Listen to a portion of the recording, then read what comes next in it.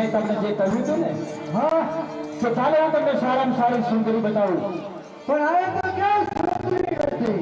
અરે રાક્ષસો સામે સરખી ધ્યાન કરો.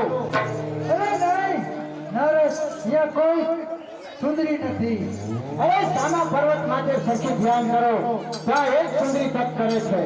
કેમ ભાઈ બહેન આગળ ચાલીને જોતો હોય કોઈ સુંદરી છે કે નહીં? માયા કરતા કેમ ભાઈ બહેન આનું રૂપ તો જો અતિ સુંદર.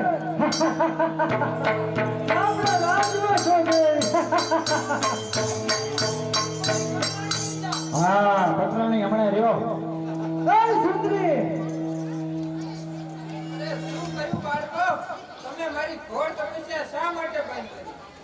સુંદરી તું અમારી પટરાણી બની જા.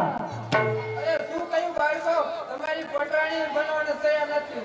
તમે મારા બાળકો છો એટલે તમે પાછા ચાલ્યા જાઓ. તમને એટલા માટે મારતી નથી. અરે રાક્ષસો તમને ફૂલ લાવે છે. હે સુંદરી નહીં તું પટરાણી બની જા, નકર અમારી સાથે યુદ્ધ કર. હા હવે બરોબર. અરે તો મરવા માટે હોશિયાર થજો. હા માતાજી આને આઈથી હરખા વાગજો.